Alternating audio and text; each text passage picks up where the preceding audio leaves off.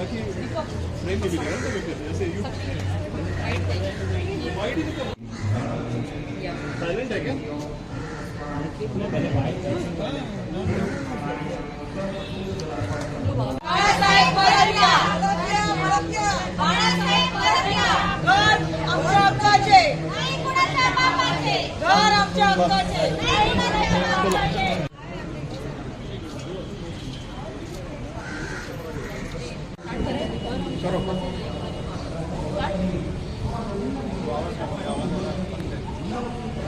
घर आमच्या हक्काचे, नाही कोणाच्या बापाचे. घर आमच्या हक्काचे, नाही कोणाच्या बापाचे. करणार तर करणार, लिगल प्रोसिजर करणार, करणार तर करणार, लिगल प्रोसिजरने जाणार. टेंडर पाहिजे, टेंडर पाहिजे, टेंडर पाहिजे, टेंडर पाहिजे. घर आमच्या हक्काचे, नाही कोणाच्या बापाचे. नाही कोणाच्या बापाचे. घर आमच्या हक्काचे, नाही कोणाच्या बापाचे. टेंडर पाहिजे, टेंडर पाहिजे. टेंडर पाहिजे, टेंडर पाहिजे. घर आमच्या हक्काचे, नाही कोणाच्या बापाचे. घर आमच्या हक्काचे, नाही कोणाच्या बापाचे. घर आमच्या हक्काचे. नाही कोणाच्या बापाचे. टेंडर पाहिजे, टेंडर पाहिजे. जब कोई लीगल प्रोसेस फॉलो नहीं होता है और कोई भी बिल्डर अपॉइंट हो रहा है किसी पॉलिटिकल प्रेशर की वजह से या फिर कोई किसी ऐसी तरह से जहाँ पे कोई एक्सप्लेनेशन नहीं है, पेपर वर्क नहीं है, आप कोई भी छोटी से छोटी चीज़ खरीदने जाते हैं तो आप कोई भी पूछताछ करते हैं या 10 बार सब्जी भी लेने जाते हैं तो आप भाव करते हैं. यहाँ पे एक तरह से सॉफ्टली हम पर ये बिल्डर थोपा गया. हमको ये नहीं बताया गया है कि इसमें शाहिद बलवा, नबील पटेल इन्वॉल्व है जो ऑलरेडी टीवी रियलिटी के स्कैम्स से बहुत ज़्यादा फेमस हुए हैं. उनका ही वो हाथ होते हुए यहाँ पे एक डिफिकल्ट सिचुएशन क्रिएट हुई कि जब भी हम बात कर रहे हैं या कोई मांग रख रहे हैं किसी पेपर वर्क की या फिर कोई प्रोसेस फॉलो यानी कि टेंडर प्रोसेस 79 प्रोसेस फॉलो कराने की, तो हमें बोला जाता है कि कोई ज़रूरत नहीं, सब फॉलो हो चुका है. एक इम्पॉर्टेंट मुद्दा ये कि 2022 में ये नए प्रेस्टीज ग्रुप का रजिस्ट्रेशन हुआ है और एसोसिएशन का जो क्लस्टर है जो जिसमें हमारे बिल्डिंग को समवेयर प्रेशराइज करके एक सटल प्रेशर से रखा गया है हमारी बिल्डिंग्स को. इसमें इन लोगों ने हमको 2019 में जो टेंडर फ्लोट किया गया था उसके ऊपर प्रेस्टीज को लाया गया है, ये सब जगह बोला गया है. बट ऐसा हो नहीं सकता क्योंकि ये नया प्रेस्टीज 2022 में रजिस्टर हुआ है, ऑल ऑन रिकॉर्ड सब जगह है. और जब प्रेस्टीज आया था किसी को बोला नहीं गया था कि नबील पटेल और शाहिद बलवा इसका भाग होंगे और सबको पता है कि they have a bad name out there and उनकी मार्केट स्टैंडिंग हमको बताई नहीं गई थी. सवाल पूछने पर सवाल पूछना भी रोक दिया गया था. आई एम अ लॉयर, मेरी एक बेसिक सी रिक्वायरमेंट है कि जब मेरे पापा का यहाँ पे घर है तो मैं अगर पढ़ी लिखी हूँ तो उसका फ़ायदा मेरे पापा को होना चाहिए. मैं 2 सवाल तो पूछ सकती हूँ. जब मैंने पूछा कि ये लोगों का यहाँ पे भाग क्यों है, इन लोगों ने यहाँ पे आगे रीडेवलपमेंट करना है तो ये अपने नाम से क्यों नहीं आ रहे हैं, प्रेस्टीज के नाम से क्यों नहीं आ रहे हैं. मिस्टर इरफान रजाक जो थे ऑलमोस्ट 8 या 9 महीने बाद हमको दिखे जो प्रेस्टीज के मैनेजिंग डायरेक्टर है. तो पॉइंट ये है कि जो ट्रांसपेरेंसी है वो तो है ही नहीं और बाकी सबका एक पॉलिटिकल सटल दबाव होते हुए सब डरे हुए हैं, कोई बोलते नहीं है. हम तो भी हिम्मत करके बोलने की कोशिश कर रहे हैं. हो सकता है हमारी आवाज़ें दबाई जा सकती है, हमें नहीं पता कि क्या होगा, but we are trying our best.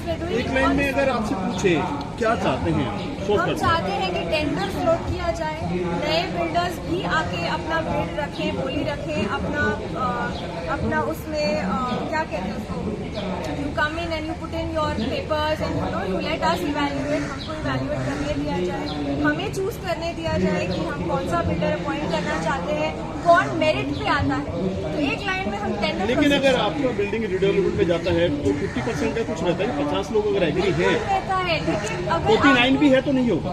बिल्कुल 51% की रिक्वायरमेंट तो है, तो आपसे पूछा गया? पूछा नहीं गया, आके बोला गया कि ये है, आपको मान्य है, ठीक है. अब एक और एक छोटी सी बात है, अगर हाईकोर्ट में आप मान्य होने के बाद जाते हैं और आप हाईकोर्ट में कहते हैं कि कहीं ना कहीं भगवान ना करे 10 साल बाद ये काम रुक गया, और अगर आप हाईकोर्ट में जाके बोलते हैं कि हमारा काम रुक गया है, हम कंप्लेंट डालना चाहते हो, क्योंकि अरे आपने टेंडर प्रोसेस के बिना ही इनको अपॉइंट किया, यानी बीच आप में कहने वाला आपको बीच में अगर छोड़ के चले जाते हैं तो लटक जाएंगे आप। बिल्कुल, क्योंकि आप कोर्ट आपको ये कहेगा टेंडर के बिना आपने सब मान्य किया, आपको मान्यता थी इसीलिए आपने इस बिल्डर को खुद से लाया है, टेंडर में मेरिट पे नहीं। लेकिन एक चीज आपसे पूछना है, महाराष्ट्र में छोटी छोटी चाल है, बहुत चीज को बहुत बारीकी से लिया जाता है। आज तक 50% बिल्डिंग रिडेवलपमेंट में जा रही है, पुरानी बिल्डिंग। तो ऐसा सुनने में सर पहली बार आ रहा है कि ऐसा किया है, ऐसा क्यों है? मेरे हिसाब से अगर आप मानेंगे तो एक पॉलिटिकल प्रेशर बिल्डअप है, एक डर है, क्योंकि यहाँ पे जो लोग रहते हैं बहुत कौन है? सिंगल फैमिलीज हैं। क्या है? I don't know exactly, but I will still take the name of Mr. Anil Parab because he is the honorary legal advisor of that association. So he is on record. He is not somebody who I am blaming. I am saying he has already taken the responsibility of being the legal advisor of the association. यानी कि उन्हीं के guidance और उन्हीं के किसे अनिल परब काफी बड़ा नाम है।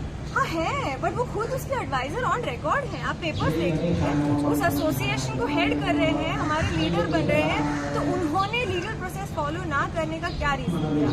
दूसरी बात ये है कि एक और मैं ऐड करूंगी अंदर, द थिंग इज कि महाड़ा में सब कुछ पता होते हुए एक इम्पोर्टेंट पॉइंट था कि 8:30 बजे शाम को कौन से ऑफिशियल 79 कंडक्ट होते हैं। अगर कोई भी ऑफिशियल काम होता है कोर्ट आवर्स या फिर ऑफिशियल गवर्नमेंट आवर्स के अंदर होता है, वीकेंड पे एक होटल में, रेस्टोरेंट में 79 कंडक्ट होते हैं, and these things are not explained by anybody. ये क्यों हो रहा है? अगर ऐसे लुक झुक के करना है तो कुछ गलत ही हो रहा है। पीछे बोर्ड है, बोर्ड पे पात्रा चाल का भी नाम है, काफी सारे नाम है, शाहिद बालवा मेंबर, क्या क्या है होर्डिंग में, क्या क्या डाला हुआ है? हाँ, इसमें क्या क्या है? शाहिद बलवा and mister Naveen Patel, they have बलवा ग्रुप वही है ना शायद? बलवा ग्रुप वही है, लेकिन जो प्रेस्टीज 2G मामले में, शायद 3G मामले में 700 करोड़ NCLT में उनका मैटर भी चल रहा है sir. There's a huge scam going, it's all on record. There's nothing that I'm stating which is wrong, क्योंकि सब कुछ आउट देयर है, रिकॉर्ड पे है। और जब ये लोग आए तो अपना नाम लेके क्यों नहीं आए? क्योंकि नाम खराब है, और अगर आए हैं तो प्रेस्टीज ग्रुप का सहारा लेके आ रहे हैं। और प्रेस्टीज ग्रुप के इरफान रजाक सर एक बार आए, हमको तो मिले नहीं, सिर्फ एसोसिएशन के कुछ गिने चुने मेंबर्स को मिले और फिर चले गए। हमारे सवालों का क्या, हमारे जवाबों का क्या? हमारे लिए तो कुछ भी नहीं था। मैडम आप क्या कहना चाहते इस बारे में? एक लाइन में बालासाहेब ठाकरे के बाजू भी रहते हैं आप। सर आमचं एकच म्हणणं आहे की हे जे इनलिगल चालू आहे हे पहिलं बंद केलं पाहिजे। जे लिगल प्रोसिजर आहोत आम्हाला डेव्हलपमेंट सगळ्यांना पाहिजे। आम्ही आमचा विरोध डेव्हलपमेंटला नाही आहे, आमचा विरोध आहे इनलिगल प्रोसिजरला। पहिली म्हणजे प्रोसिजर तुम्ही फॉलो करा, माडाची प्रोसिजर फॉलो करा। 2019चं टेंडर तुम्ही कंटिन्यू करून त्या टेंडर्सचे ऑलरेडी जेवढे आलेले हे होते बिल्डर्स होते त्यांचे EMD ऑलरेडी रिटर्न झालेले आहेत। त्याच्यानंतर सुद्धा 79 प्रोसिजर केली गेली आणि त्यावेळी जेव्हा कंपॅरिझन चार्ट दिला गेला त्यावेळी लोकांना फक्त प्रेस्टिजचंच नाव सांगितलं गेलं बस। त्याच्यानंतर मी स्वतः माडामध्ये लेटर सुद्धा पाठवले होते। माडामधून मला कुठल्याही प्रकारे लेटरला उत्तर आत्तापर्यंत आलेलं नाहीये।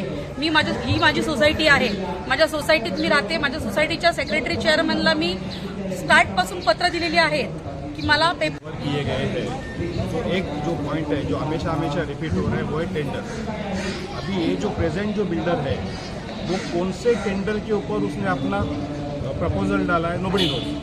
अगर कुछ टेंडर 4 साल 5 साल पहले अगर कोई फ्लोट किया गया है तो 5 साल पहले के टेंडर के ऊपर 4 बिल्डर आए थे, उनको जो टर्म्स एंड कंडीशन रखे गए, जो सेम टर्म्स एंड कंडीशन इसी बिल्डर को रखे गए या नहीं रखे गए, अगर इनको न्यू टर्म्स एंड कंडीशन दिए गए तो सबको फेयर डील मिलना चाहिए।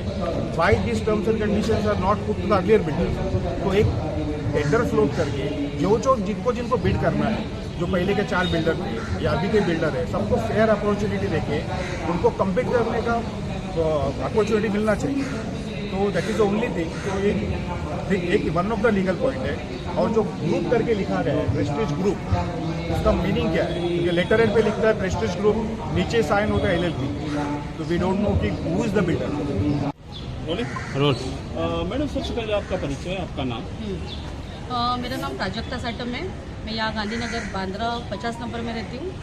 और हमने आपको इनवाइट इसलिए किया है कि यहाँ पे इलीगल प्रोसेस से सब चालू है, इसलिए हम लोग ने आज मीडिया को इनवाइट किया है। क्या है इलीगल अगर आपसे बात करें? सर देखो यहाँ पे डेवलपमेंट की हाँ